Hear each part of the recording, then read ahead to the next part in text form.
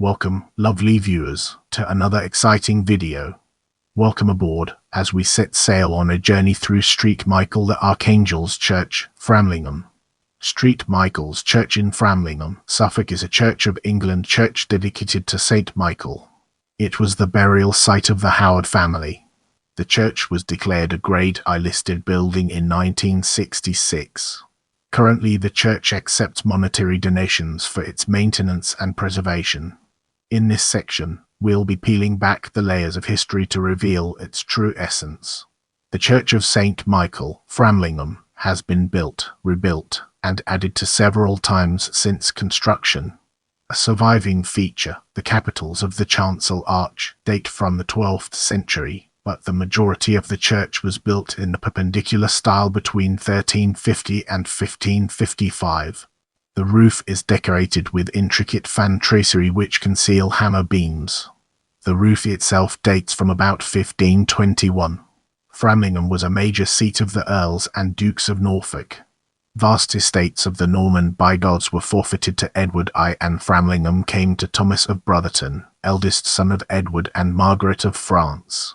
After many other changes of inheritance, in about 1635 Sir Robert Hitcham bequeathed the Framlingham estate to Pembroke College, Cambridge, who remained lords of the manor to this day. The church contains many noteworthy tombs, including that of Thomas Howard, 3rd Duke of Norfolk. As we embark on the next leg of our journey, let's unpack the layers of bells and examine its core elements. The church has a ring of 8 bells from a mixture of founders and date from between the 15th and 20th centuries. The ring was augmented to 8 with addition of 2 new trebles in 1718 cast by John Stevens of Norwich. The bells hang in oak frame made by George Day of Eye, Suffolk, dating from 1892. The bells were overhauled by John Taylor and Co. of Loughborough in 1990. Bell date note diameter founder weight long measure pound kilograms treble 1718 east 26.5 in John Stevens long ton 1718 d 28.75 in John Stevens long ton third 1720 c 30.5 in John Stevens long ton fourth b 31.5 in Braziers of Norwich long ton fifth 34 in Braziers of Norwich long ton 6 1583 g 37.25 in William Bren long ton 7th 1622 f 42.25 in William and John I. Bren long ton 10 and 1902 east 46.88 in Mears and Steinbank long ton. Bells of St. Michael's, Framlingham. Prepare yourself for an in-depth analysis of the 1708 Thummer organ in this section. One of the most noted features of the church is the world-famous Thummer organ. Only 8 large-scale organs in total survived the English Civil War, and only 3 of those are Thummers. The other examples being in Gloucester Cathedral and St. Nicholas's Church in the hamlet of Stamford-upon-Avon, Northamptonshire. The painted front pipes belong to the Thummer organ first built for the church's patrons, Pembroke College, Cambridge, by Thomas Thummer in 1674 just after the restoration celebrated by the hatchment on the south wall. The only other painted pipes of this style are to be found in Gloucester Cathedral. The case is believed to date back to before 1630, maybe much earlier. 1580 has been mentioned, and some of the pipework may at least predate the Commonwealth. In 1707 the college decided it would like a larger and more up-to-date organ by Father Smith for their Wren Chapel. The Thummer organ came to St. Michael's in 1708 along with its case. It was placed on a gallery where it stayed until 1898.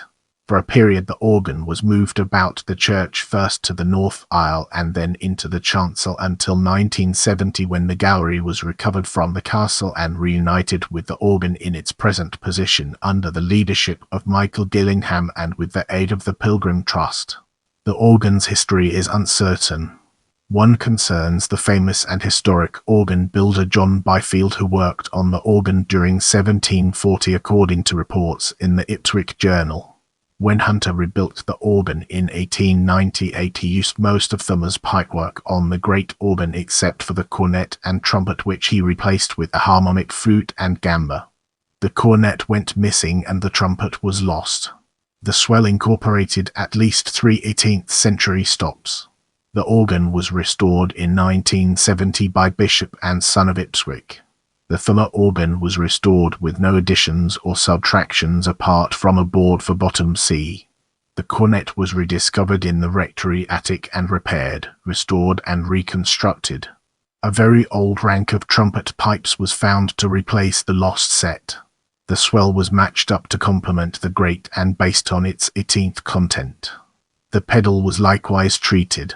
The Cromon was introduced by John Budgeon of Bishops and is an excellent and versatile addition to the swell organ. A pedal reed was also added. The organ specification is available at the National Pipe Organ Register. The organ has illustrious associations. Mendelssohn is believed to have given lessons to Caroline Atwood when he visited her elder brother George Atwood, then rector. Mendelssohn knew George's father, Thomas Atwood, composer and organist of St. Paul's Cathedral and one-time pupil of Mozart.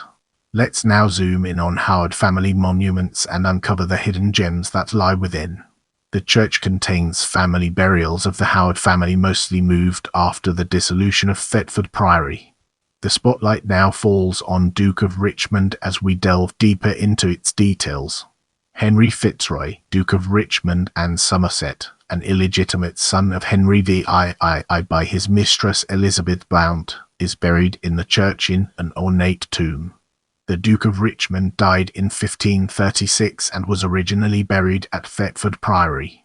Despite being illegitimately born, the king promoted Fitzroy to high honours and titles as he was, at that time, his only son to survive for more than a few days. In his desire to promote the interests of his family, the third Duke of Norfolk had arranged a betrothal between his daughter Mary and Fitzroy. The couple was married, but due to their young ages did not live together, and the consummation of the marriage was prevented by Fitzroy's early death from consumption when he was only 17. The responsibility for Fitzroy's burial was placed upon the Duke of Norfolk by King Henry, who seems to have lost interest in his son, once dead. After the dissolution of Thetford, the tomb and its body were brought to Framlingham, and Mary Fitzroy was also buried here after her death in December 1557. Get ready for an exciting part as we dive into Thomas Howard, 3rd Duke of Norfolk. The tomb of Thomas Howard stands immediately to the south of the high altar. Archaeologically, it bears comparison with anything in Northern Europe, if not perhaps in Italy.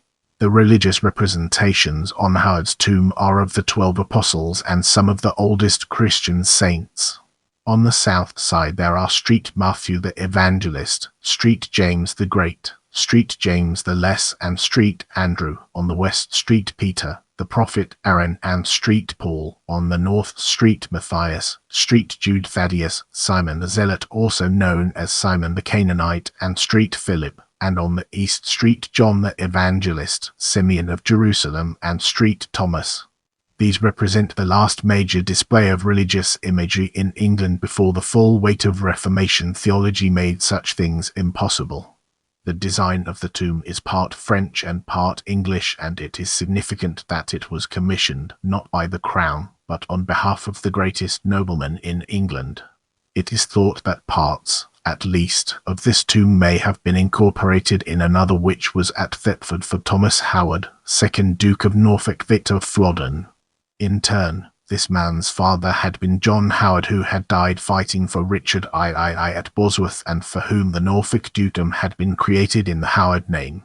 It is known that there are 2 other male bodies interred in the 3rd Duke's tomb, and it is an unproven supposition that these are the bodies of his father and grandfather, removed to Framlingham after the dissolution of Thetford Priory. As we enter this new phase, let's uncover the impact of wives of Thomas Howard, 4th Duke of Norfolk, on our broader topic. Wives of Thomas Howard, 4th Duke of Norfolk. He himself is buried at St. Peter ad Vincula at the Tower of London, executed there for trying to make a 4th marriage to Mary I. Stuart. In their robes of state and resting their heads and feet on emblems connected with their houses, his wives Mary Fitzalan and Margaret Audley are represented, though only Margaret is buried here. The large space between the effigies is said to have been reserved for Norfolk himself. his third wife, or even Mary, Queen of Scots. The sides are decorated with their heraldic quarterings. It would seem that at some former period there were columns which supported a canopy over the monument, which must have rendered it highly magnificent. In 1842 this vault was opened and found to be empty but for a skull and some ashes. Tradition has it that the inhabitants of the town hid some of their valuables in the monument during the Jacobite Rising of 1745 and swept it clean afterwards. Now, let's shift our perspective and explore Henry Howard, Earl of Surrey, from a different angle. Before his own death in 1614, Henry Howard, 1st Earl of Northampton, Surrey's youngest son, made arrangements for his father's and mother's remains to be removed to Framlingham, and this monument portraying them both to be erected in 1614. The Latin inscription refers to Surrey as being the son of the second Duke, which is technically correct, as after the Battle of Bosworth the dukedom was rendered extinct and the second Duke became the first Duke of the new creation. The tomb chest is not a religious example but rather extolling the virtues of its subjects. His two sons kneel at the foot end. At the head end are Howard's three daughters. Jean, who wears a coronet in the centre, is Catherine Howard, who married Henry Berkeley, 7th Baron Berkeley; Margaret, who married Henry Scrope, 9th Baron Scrope of Bolton. By about 1976 the whole monument was subsiding in the centre and the ends collapsing in on itself. The restoration was entrusted to John Green and the monument was cleaned and restored. It was when it was being cleaned that Mr. Green found the dowel holes next to Surrey's cuff where there once was a coronet not worn since he died in disgrace. A new coronet was made of lead casting with large fish weights for the baubles. The whole thing was then painted, gilded, and placed in position. As we progress, let's shine a spotlight on in fiction and examine its intricate interplay within our topic. The church is one of a number of locations in Framlingham that plays a role in the mystery novel Magpie Murders by Anthony Horowitz. I love interacting with my viewers, so leave me a comment and I'll do my best to respond.